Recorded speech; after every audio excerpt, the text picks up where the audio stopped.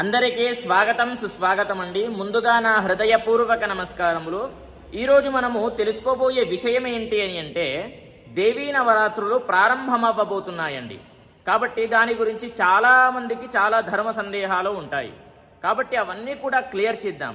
అసలు ఈ యొక్క దేవీ నవరాత్రులలో మనము పాటించవలసిన నియమాలేంటి, ఎలా ఉండాలి, ఎలా పూజ చేయాలి, ఇవన్నీ కూడా ఈ యొక్క వీడియోలో మీకు చెప్పబోతున్నాను.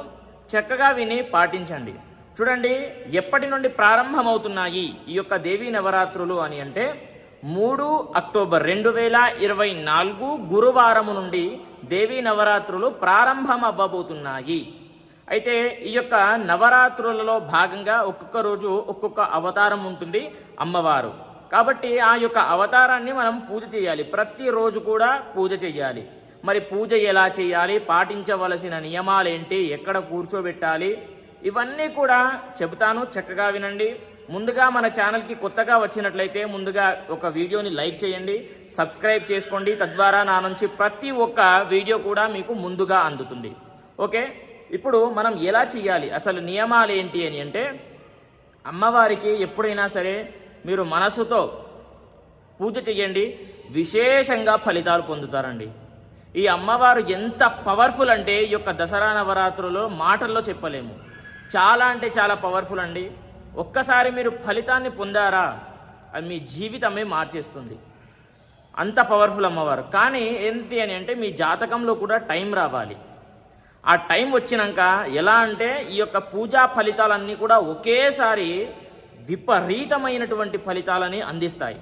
కాబట్టి అసలు ఏం చేయాలో చెప్తాను, చక్కగా వినండి. చాలా విశేషంగా ఫలితాలు పొందుతారండి. ఎలా చేయాలి అని అంటే చూడండి, ముందుగా మీరు ఇల్లు శుద్ధి చేసుకోవాలి. ఏదో నేను మామూలుగా చేసుకుంటా అంటే అవ్వదు. ఇల్లంతా కూడా శుద్ధి ఉండాలి. పసుపు నీళ్లు, గోపంచకంతో మీ బట్టలన్నీ కూడా క్లీన్ చేసుకోవాలండి. అన్నీ కూడా శుభ్రంగా ఉండాలి. అదేవిధంగా గోపంచకంతో ఇల్లంతా కూడా శుద్ధి చేసేయండి. గడప కడగండి. వేపాకులతో మంచి అలంకరణ చేయండి. గడపకు కట్టండి, ప్రధాన ద్వారానికి కట్టండి. ఇల్లంతా కూడా శుద్ధి చేసుకోవాలి. శుద్ధి చేసుకున్న తర్వాత ఎప్పుడైనా సరే ఈ యొక్క దేవీ నవరాత్రులలో మంచం మీద పడుకోకూడదు, కింద మాత్రమే పడుకోవాలి. ఓకేనా? ఎందుకు అని అంటే చూడండి, కింద అంటే మీకు పేషెన్స్ అయ్యి ఉంటే మాత్రం ఓకే అమ్మా, మీరు మామూలుగా పడుకోండి. మీరు మామూలుగా నేను లేదండి నాకు వీలు కాదు అని అంటే మాత్రం కింద మాత్రమే పడుకోండి, మంచిగా ఉంటుంది. తర్వాత ఇంకొకటి, ఎక్కడ కూర్చోబెడతారు అమ్మవారిని అని చెప్పి అడుగుతూ ఉంటారు. తూర్పు వైపున కూర్చోబెట్టండి. తూర్పు దిక్కుగా అమ్మవారు చూడాలి. ఆ వైపున మీరు కూర్చోబెట్టండి అమ్మవారు. అదేవిధంగా అటు మూలకు కూర్చోబెట్టకండి, ఇటు కాదు, మధ్యలో తూర్పు వైపుగా చూసేటట్టుగా పెట్టేసేయండి, సరిపోతుంది. ఓకేనా? తర్వాత ఏం చేస్తారు అని అంటే చూడండి, ఎక్కడైతే మీరు కూర్చోబెడతారో అక్కడ మంచిగా శుద్ధి చేసేయాలండి. అక్కడ గోమయముతో ఇంకొకటి పసుపు నీళ్లతో కింద వేసి అలికి శుద్ధి చేయాలి. అక్కడ ముగ్గు పెట్టాలి. ముగ్గు పెట్టిన తర్వాత దానిపైన టేబుల్ లాంటిది ఎలా ఏర్పాటు చేసుకుంటారో అది మీ ఇష్టం. ఆ విధంగా ఏర్పాటు చేసుకోండి. ఏర్పాటు చేసుకున్న తర్వాత అమ్మవారి యొక్క ఫోటో ఉంటుంది, ఖచ్చితంగా పెట్టాలండి. అమ్మవారి ఫోటో ఏదైనా సరే అమ్మవారిది అవతారం ఎత్తినటువంటి ఫోటో అక్కడ పెట్టేసేయండి. పెట్టేసిన తర్వాత ఏం చేస్తారు, అక్కడ ఎప్పుడైనా సరే అమ్మవారికి టేబుల్ పైన కొత్త వస్త్రం పరిచాలి. కొత్త వస్త్రం మాత్రమే పరిచండి, ఏది పడితే అది పరవకండి కింద టేబుల్ పైన. ఓకేనా? ఆ యొక్క టేబుల్ పైన కొత్త వస్త్రం వైట్ కలర్ అయితే చాలా బెటర్, వైట్ కలర్ పెట్టుకోండి. వైట్ కలర్ పెట్టుకున్న తర్వాత ఆ వస్త్రం దానిపైన బియ్యం ఖచ్చితంగా వేయాలి. బియ్యం వేసిన తర్వాత ఫోటో పెట్టుకోండి. ఫోటో పెట్టుకొని దానిపైన మామూలుగా కలశ స్థాపన, అంటే మీరు పోయినసారి ఇది మొదటిసారి చేస్తున్నారు అని అంటే మీ ఇంట్లో ఆనవాయితీ లేదు అని అంటే కలశ స్థాపన చేయకపోవడం బెటర్. ఎందుకు అంటే దానికి మంత్రాలతో సహా ఇవన్నీ కూడా ఉంటాయి. కాబట్టి సపోజ్ మీరు చేసుకుంటూ వస్తున్నారు అని అనుకోండి, మామూలుగా కలశ స్థాపన చేసుకోండి, యథావిధిగా కొనసాగండి, మీకు ఏమీ కాదు. కానీ మామూలుగా మీరు ఎప్పుడైనా సరే 9 రోజులు చేయాలి కదా మనం పూజ. కాబట్టి 9 రోజులు కూడా మనం ఏం చేయాలి అని అంటే మామూలుగా ఫోటో పెట్టుకొని ప్రతిరోజు కూడా గణపతి పూజ, అదేవిధంగా అమ్మవారి పూజ, అష్టోత్తర పూజ చేసి విశేషంగా ఫలితాలు పొందవచ్చు. కానీ కలశ స్థాపన చేస్తే మాత్రం కొంచెం జాగ్రత్తగా చేయాల్సి ఉంటుంది. అది మామూలు కాదు కాబట్టి మీరు మామూలుగా ఫోటో పెట్టుకొని చేసుకోండి, విశేషంగా ఫలితాలు పొందుతారు. కానీ మీ ఇంట్లో ఆనవాయితీ ఉందండి, నేను పోయినసారి పెట్టుకున్నాను, 10 సంవత్సరాల నుండి నేను చేస్తూనే వస్తున్నాను, పెట్టుకుంటున్నాను అని అంటే మాత్రం పెట్టుకోండి, తప్పేమీ లేదు. ఓకేనా? మీరు కొత్తగా చేస్తున్నట్లయితే మీకు అవసరం లేదమ్మా, మామూలుగా ఫోటో పెట్టుకొని మామూలుగా పూజ చేసుకోండి, సరిపోతుంది. నేను చెప్పిన విధంగా పాటించండి. సరే, ఇక్కడ ఇది క్లియర్ అయిందా? తర్వాత ఏం చేస్తారు అని అంటే, మీరు దీపారాధన కుందులు అఖండ దీపం పెట్టుకోండి. ఖచ్చితంగా అఖండ దీపం పెట్టుకోవాల్సిందే. ఎందుకు అని అంటే 9 రోజులు కూడా అఖండ దీపము అక్కడ పక్కన పెట్టేసేయండి, లెఫ్ట్ సైడ్ పెట్టండి. ఓకేనా? లెఫ్ట్ సైడ్ అంటే ఎడమ వైపు అఖండ దీపాన్ని పెట్టండి, కింద బియ్యం వేయండి లేదా నవధాన్యాలు వేయండి. ఓకేనా? నవధాన్యాలు వేసి దానిపైన దీపం పెట్టండి. ఎప్పుడైనా సరే దీపములు కూడా 2 పెట్టండి, 1 మాత్రం అస్సలు పెట్టకండి. 2 పెట్టేసి దాంట్లో అఖండ దీపం పెట్టండి. ఓకేనా? నువ్వుల నూనె వాడండి, బాగుంటుంది. తర్వాత ఈ యొక్క అఖండ దీపం కూడా పెట్టుకున్నారు.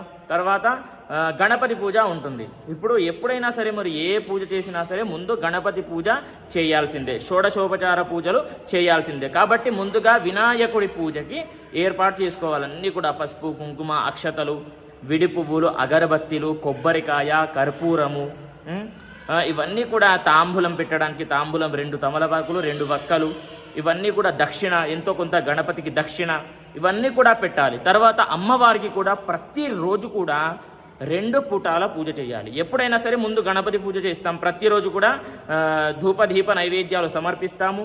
సమర్పించిన తర్వాత అమ్మవారికి పూజ చేస్తాం. అమ్మవారికి చాలామంది కూడా పూజ ఎలా చేయాలి అని అడుగుతారు. నేను విశేషంగా మంత్రాలతో సహా పెడతానండి, చక్కగా మీరు అక్కడికి వెళ్ళి చూసుకొని చేసుకోవచ్చు. కాకపోతే మీకు విధి విధానాలు ఏంటి తెలుసుకోవాలి ముందుగా. మీరు ఇవన్నీ కూడా తెలుసుకున్నట్లయితే అక్కడికి వెళ్ళి మీరు ఈజీగా చేసుకోగలుగుతారు. ఖచ్చితంగా వీడియో అప్లోడ్ చేస్తాను, దాన్ని చూసుకుంటూ మంత్రంతో సహా ఉంటుంది కాబట్టి విశేషంగా మీరు మంత్రాలతో సహా చేసుకోవచ్చు. కొంచెం బాగా అనిపిస్తుంది మీకు కూడా, చాలా విశేషంగా మంత్రాలు ఉంటాయి కాబట్టి విశేషంగా ఫలితాలు కూడా పొందగలుగుతారు. అదేవిధంగా మీరు ఏం చేయాలి, ముందుగా అమ్మవారిని పూజ ఎలా చేయాలి, గణపతి పూజ చేసేసామండి. తర్వాత అమ్మవారికి పూజ ఎలా చేయాలి అని అంటే చూడండి, ఎప్పుడైనా సరే ప్రతిరోజు చెప్తున్నాను, చక్కగా వినండి, ప్రతిరోజు 2 పూటాల పూజ చేయాలి. 1 పూట మాత్రం చేయకండి. పొద్దున లేచి టైం ఎలా పెట్టుకుంటారంటే బ్రహ్మముహూర్తంలో చేయండి. మొదటి రోజు ఖచ్చితంగా 5:30కి పూజ చేయండి. 5:30కి ఖచ్చితంగా లేచి మొదటి రోజు కలశ స్థాపన అంటున్నా, మామూలుగా అమ్మవారిని ఫోటో పెట్టుకొని చేసుకోండి, రెడీ చేసేసుకోండి. మొదటి రోజు కలశ స్థాపన మీ ఇంట్లో ఆనవాయితీ ఉంటే కలశ స్థాపన కూడా చేసేయండి, మంత్రాలతో సహా చెప్పడం కూడా దాంట్లో కూడా చెప్పడం జరుగుతుంది మంత్రాలు కూడా. కాబట్టి మీ ఆనవాయితీ ఉంటే ఆ యొక్క కలశ స్థాపన కూడా చేసుకోవచ్చు. తర్వాత ఇంకా ఏంటి అని అంటే తర్వాత అమ్మవారికి విశేషంగా అభిషేకం మాత్రం ఖచ్చితంగా చేయాలి, ప్రతిరోజు కూడా చేయాలి. అభిషేకం ఎలా అని అంటే పాలు, పెరుగు, తేనె, నెయ్యి, చక్కెర, ఈ పంచామృతాలతో అమ్మవారి యొక్క విగ్రహం, ఏదో ఒక విగ్రహం మీ ఇంట్లో ఉంటుంది. సపోజ్ లేకపోయినా సరే ఏదో ఒక కాయిన్ తీసుకోండి, ప్రతిరోజు అదే కాయిన్ని 9 రోజులు కూడా కడగండి. అమ్మవారిని కడగండి. ఫస్ట్ నీళ్లతోని కడిగి పంచామృతాలతో కడిగి తర్వాత మళ్ళీ ఏం చేస్తారు, నీళ్లతోని కడిగి అలంకరణ చేసి అక్కడ పెట్టేసి వస్త్రం ఎక్కించండి. ప్రతిరోజు వస్త్రము, ధూపదీప నైవేద్యాలు సమర్పించండి. సమర్పించిన తర్వాత ఏం చేస్తారు, హారతి, అవన్నీ కూడా నైవేద్యాలు. ప్రతిరోజు ఒక్కొక్క వేరే రకంగా నైవేద్యాలు ఉంటాయి. ప్రతిరోజు కూడా ఒక్కొక్క అమ్మవారికి అంటే ప్రతిరోజు ఒక్కొక్క అవతారం ఎత్తుతుంది అమ్మవారు. కాబట్టి ఆ యొక్క అవతారాన్ని బట్టి మీరు అంటే మామూలుగా ఎవరైనా సరే శారీ కూడా ప్రతిరోజు చేంజ్ చేస్తుంటారు, కానీ మీరు మామూలుగా ఫోటో పెట్టుకుంటారు కాబట్టి మామూలుగా అది మీరు శక్తి అనుసారం ఎలా చేస్తారో అది మీ ఇష్టం.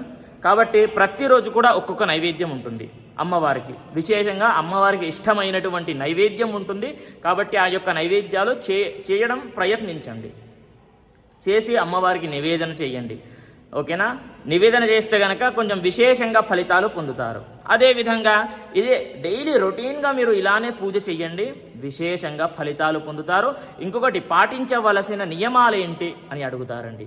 ప్రతిరోజు కూడా 9 రోజులు కూడా మనము నాన్ వెజ్ ముట్టుకోకూడదు, నాన్ వెజ్ తినకూడదు, మాంసాహారానికి దూరంగా ఉండండి, బ్రహ్మచర్యాన్ని పాటించండి. మానసికంగాను శారీరకంగాను ఇవన్నీ కూడా బ్రహ్మచర్యాన్ని పాటించాలి. ఇంకా ఏం పాటిస్తారు అని అంటే ఏమైనా డౌట్లు ఉన్నట్లయితే ఇంకా మీకు డౌట్లు వస్తూనే ఉంటాయి. ఏమైనా డౌట్స్ ఉన్నట్లయితే కూడా కమెంట్లో తెలియజేయండి, నేను ఖచ్చితంగా చెప్పేటటువంటి ప్రయత్నం చేస్తాను. ఇవన్నీ కూడా పాటించిన తర్వాత విశేషంగా ఫలితాలు పొందండి. ప్రతిరోజు కూడా కుంకుమార్చన చేయండి. కుంకుమార్చన చేస్తే కూడా మంచి ఫలితాలు ఉంటాయి. తర్వాత ఒక్కొక్క అమ్మవారికి ఒక్కొక్క అష్టోత్తర పూజ చేయండి. ప్రతిరోజు కూడా వేరే వేరే అమ్మవారు అవతారాలు ఎత్తుతారు కదా, ఆ యొక్క అమ్మవారిని చూసి మీరు అష్టోత్తర పూజ చేయవచ్చు. విడిపోలు అయిపోతే అక్షతలు కూడా వేసి మీరు అష్టోత్తర పూజ చేయవచ్చు. ఓకేనా? ఏదైనా సరే మనస్సు పెట్టి అమ్మవారి దగ్గర పూజ చేయాలి, కానీ విశేషంగా ఫలితాలు పొందబోతున్నారు. అమ్మవారు చాలా పవర్ఫుల్. అమ్మవారి యొక్క అనుగ్రహం ఉంటే అన్నీ ఉన్నట్లే అండి. అమ్మదయ్య చెప్తారు కదా, అమ్మదయ్య ఉంటే అన్నీ ఉన్నట్లే అని చెప్పి. ఇది కూడా అంతే, విశేషంగా ఫలితాలు పొందుతారు అనేది గుర్తుపెట్టుకోండి. ప్రతి ఒక్కరికి కూడా ఈ యొక్క వీడియోను షేర్ చేయండి, లైక్ చేయండి, సబ్స్క్రైబ్ చేసుకోవడం ద్వారా ప్రతి ఒక్క వీడియో కూడా మీకు ముందుగా వస్తుంది. ఓకేనా? స్వస్తి. ఇంకా ఏమైనా డౌట్స్ ఉన్నట్లయితే కింద కమెంట్లో రాయండి, చూసి రిప్లై ఇచ్చేటటువంటి ప్రయత్నం చేస్తాను. స్వస్తి. సర్వే జనాః సుఖినో భవంతు.